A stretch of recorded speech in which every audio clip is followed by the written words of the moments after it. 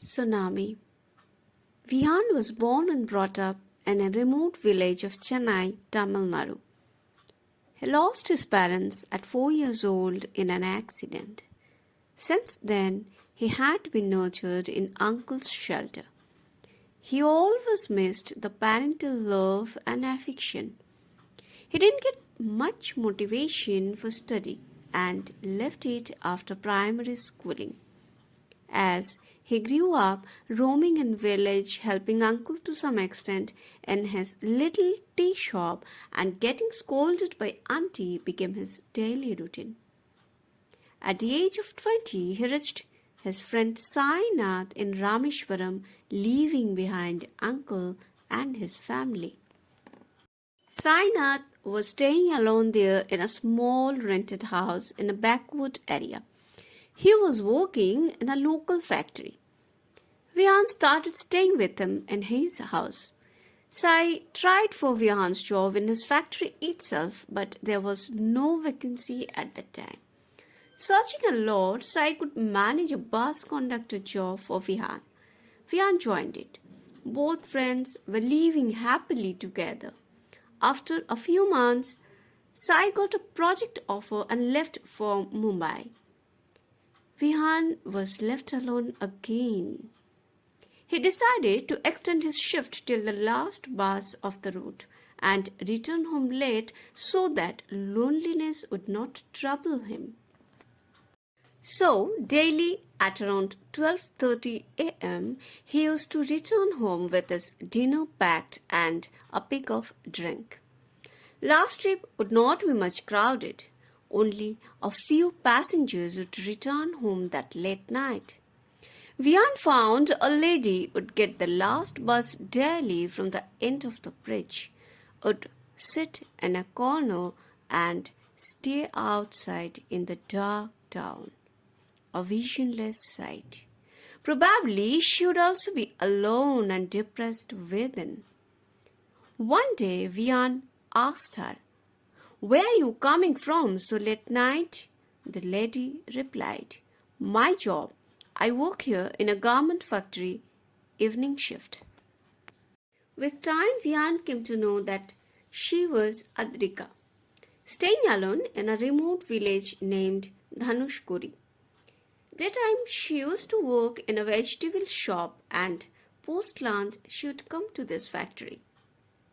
Vihan could feel her pain, her loneliness. Gradually, a soft corner developed in his heart for Adrika. Her medium complexion, sweet face, long black hair, and pretty smile seemed to float in his dream day and night. After a few days of friendship, Vihan and Adrika got married in a very simple way at home. It was more than a year. They were living happily in Sai's rented house.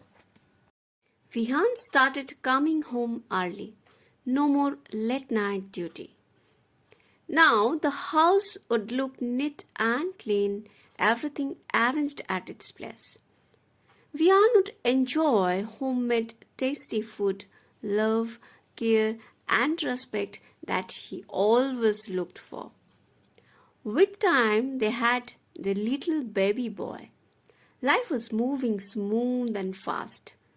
The boy started crawling. Vihan found a new meaning of life. One day, while Vihan was sitting at the bus terminus, Sainath got down from a bus. He returned from Mumbai project after long 3 years. Sai was very happy seeing his friend right there. Vihan was also so much excited to explain and share his eventful life, especially Adrika. He took off from his duty immediately and sat with Sai with a cup of tea, narrated how he got married. Sai looked little worried hearing Adrika's home village name Dhanushkori. He tried asking Vihan about her family, address, relatives and friends, but Vihan ignored the point, being so busy to share his daily life story about the little boy. Both friends started walking towards the house together. They noticed a little crowd outside the house. Neighbors were whispering and gossiping something here and there in small groups. Vian and Sai stepped inside the house. The little boy was playing on the floor and Adrika was cooking dinner. Vian introduced Sainath. Adrika offered them a glass of water and then went back to prepare tea. Sai sat with the baby boy on the floor and started playing. Vihan asked, "What happened, Adrika? Is there anything wrong? Why neighbors are outside? What they're talking about?" Adrika didn't reply. Vihan repeated the question. Adrika was trying to ignore his question, rather wanted to change the topic as if. She asked Vihan to make a picnic plan in celebration of Sainath's return. Started discussing the menu even. Sai was surprisingly observing Adrika. Why she was avoiding Vian's question? Vian got annoyed and raised his voice, insisting Adrika to reply. Adrika very coolly stood up and said, "I was engaged in household work this noon. Our son was playing outside. Suddenly I heard people shouting. Turning back, I found my son in front of a car that lost its control. Hence, to save my son, I extended my hand through the window and pulled him back." Adrika stopped. Vihan and Sai shockingly asked, "How could you extend your hand so far?" Adrika slowly extended her hand longer and longer through the window, got the towel hanging outside on the rope and brought it back. Before Adrika would say anything else, Sai grasped Vian's hand and started running. Adrika kept calling, but Vian no more turned. They kept running till the bus stand boarded the last bus for Chennai. Taking a few deep breaths, Sai said, "Dhanushkori is a remote village with the Bay of Bengal.